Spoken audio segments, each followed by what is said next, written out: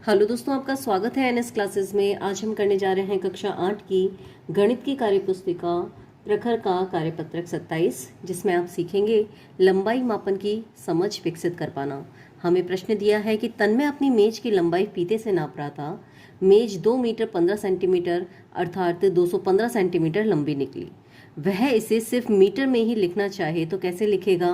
तो 225 सेंटीमीटर जो है उसमें 200 सेंटीमीटर हम क्या कर रहे हैं, यहाँ अंकों को अलग अलग करके लिख रहे हैं कि इकाई के स्थान पे जो है उसे 1 से गुणा करके लिख रहे हैं, दहाई के स्थान पे जो है उसे 10 से गुणा करके लिख रहे हैं, और सैकड़ा के स्थान पे जो है उसे 100 से गुणा करके लिख रहे हैं। तो ये हो जाएगा 200 centimetre plus 10 centimetre plus 5 centimetre.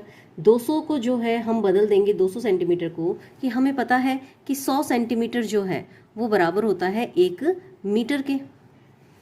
तो यहाँ पर 200 सेंटीमीटर में हो जाएंगे 2 मीटर, और बचे हुए दोनों सेंटीमीटर की इकाई में है तो हम इन दोनों को जोड़ के लिख देते हैं 15 सेंटीमीटर।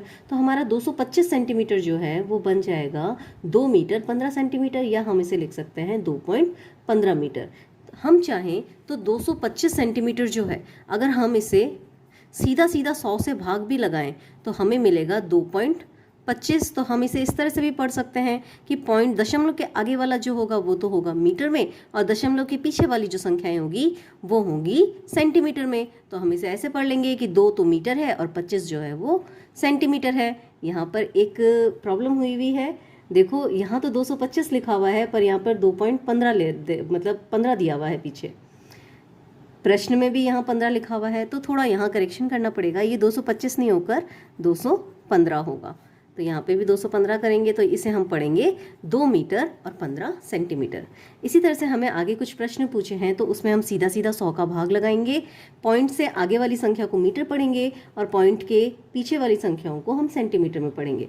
तो देखो, रंजीत की मेज 170 सेंटीमीटर लंबी है, तो इसे मीटर में लिखिए। तो इसे मीटर में लिखने के लिए हम क्या करेंगे, 170 को सीधा सीधा 100 से भाग लगाएंगे तो हमें मिलेगा 1.70। तो दशमलव के आगे वाला जो है इसे तो हम पढ़ेंगे मीटर में, और दशमलव के पीछे वाली संख्या जो है इसे हम पढ़ेंगे सेंटीमीटर में। तो ये हो जाएगा हमारा 1.70 मीटर, या हम इसे 1 मीटर 70 सेंटीमीटर भी पढ़ सकते हैं। अब हमें इसे मीटर और सेंटीमीटर में बांटना है, तो 1 जो होगा वो तो हमारे मीटर में आ जाएगा, और 7 और 0 जो है, 7 दहाई के स्थान पर और 0 इकाई के स्थान पर, इस तरह से ये सेंटीमीटर में आ जाएंगे। इसी तरह से अगला है महेश का कमरा 675 सेंटीमीटर लंबा है, तो इसे मीटर में लिखिए।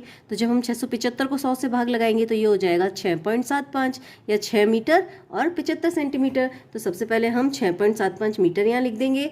6 तो मीटर का है और 75 सेंटीमीटर का है, इसलिए इसे सेंटीमीटर वाले कॉलम में भर देंगे। इसी तरह से 467 अगला प्रश्न है, मीशू का कमरा 467 सेंटीमीटर लंबा है, तो इसे मीटर में लिखिए। तो 467 सेंटीमीटर को जब हम चेंज करेंगे 100 से भाग लगाएंगे तब ये बन जाएगा 4.67 मीटर, या 4 मीटर 67 सेंटीमीटर। तो 4 मीटर और 67 सेंटीमीटर इस तरह से बांट दिया हमने। यहाँ पर दहाई का अंक कुछ भी नहीं है तो हम हर दहाई के कॉलम में 0 लगाएंगे। इसी तरह से रिया की साड़ी 492 सेंटीमीटर लंबी है, तो इसे मीटर में लिखिए। तो जब हम 492 को 100 से भाग लगाएंगे तब हमें मिलेगा 4.92। तो हम इसे पढ़ेंगे या तो 4.92 मीटर, या हम इसे कहेंगे 4 मीटर और 92 सेंटीमीटर।